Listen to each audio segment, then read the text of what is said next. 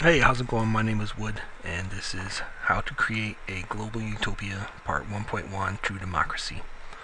If you watched my intro video, you know I'm a horrible speaker, and I'm not very good at this software. And I'm really camera shy, so bear with me, and we'll try to get through this as quickly and painlessly as possible. This is the most important one of all of my videos, because what I have to say on this is the foundation on which all my ideas are built off of. So let's go ahead and get started. First things first, I gotta say three things. One, violence is fail. I put my fist in a lot of people's faces to know that the consequences are bad, and you should always find another way to solve your problems. Violence, very bad. War, it's epic failure. If you're a world leader and you've resorted to war to solve your problems, you've failed epically. George Bush. This should be a given. And number three, any philosophy that is not all-inclusive will fail. If you've ever been slighted or shortchanged in any way, you're always going to find and get revenge on whoever it is you think left you out of the loop. It's just human nature. So keep these three things in mind. If this things I have to say ever gets any kind of momentum, violence is fail, war is fail, and you gotta find a spot for everybody. So true democracy, which is what we all want to aim for globally, not just here in the United States, but globally. Democracy, I think we all can agree, is the fairest way to govern, period. Everybody gets a say, no matter where they're from or how much money they got or what. Everybody gets a say in how they're ruled. So that's where we work from. When I was putting all these ideas together, I'm brainstorming, I had a thought at one point that before people voted on something, maybe they should have to take a test just to prove that they knew what they were voting on. And I eventually decided that was a bad idea.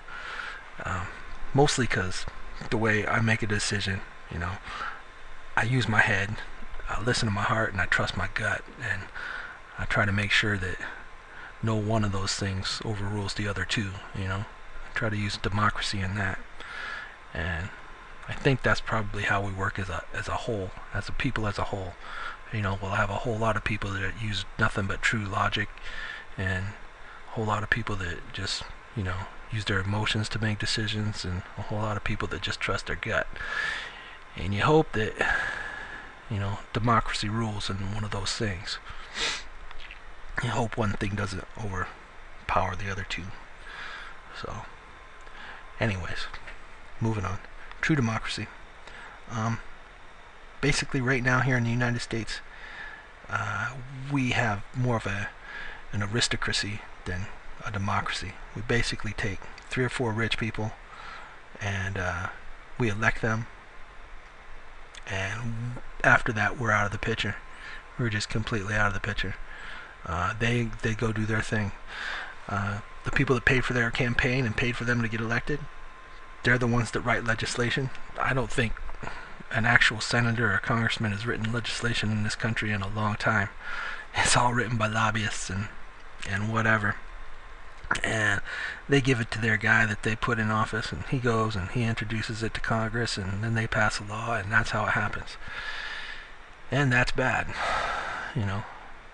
That's just bad. That has to change. That has to evolve. And this is how we do it. Right here. This will be the evolution of democracy. This tiny little sentence. Go ahead and read it with me. The citizens of the United States will have the power to overturn the vote of any of their elected officials through a 2/3 supermajority in respect to their voting district. Okay, so like I said before, I'm a blue-collar guy, and this is the first part of any kind of legislation I've ever tried to write, but I think this makes sense. If you live in another country, go ahead and change United States to your country's name, like Egypt or Ukraine or Thailand or Syria. You guys could all use some help right now, and this might do it. Let's read it again one more time. The citizens of the United States will have the power to overturn the vote of any of their elected officials through a two-thirds supermajority in respect to their voting district.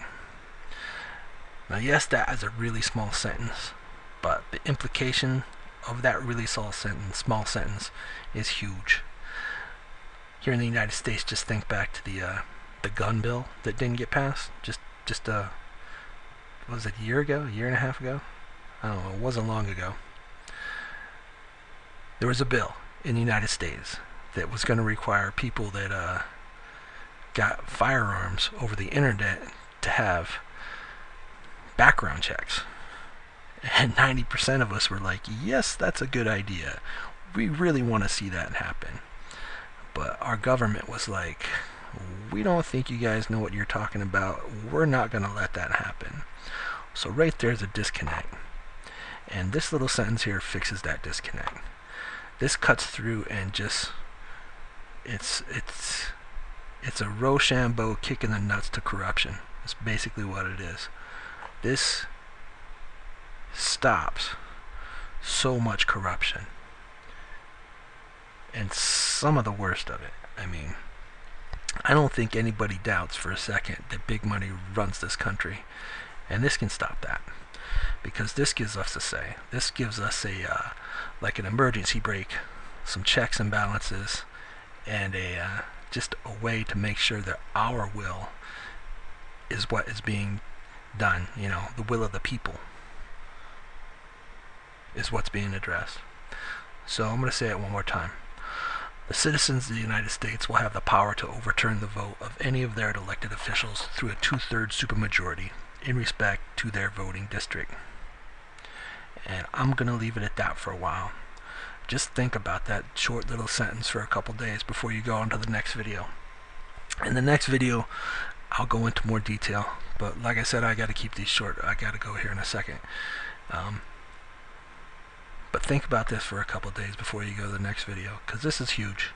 I mean, this, to me, is the evolution of democracy. This is the next step we have to take in order to make sure everything gets back on track and we start heading in the right direction. And just try to run scenarios through your head and use this, you know, the problems we've been facing, the wars we've been facing, the legislation that's not being passed, the budget. Remember the budget wars we have every 3 or 4 months now? God, these people are idiots. But think about this for a couple days. The next video, like I said, I will talk about how to implement this, how this would work, and what structures we would need in place for this to function properly. And then we'll go from there. Go ahead and shoot me a like if you would. Subscribe to this channel and get the rest of my videos. Donate if you can, and hook it up on Facebook and Twitter and all that stuff. Share and tell your friends about this video. Thank you. Have a good day and cheers.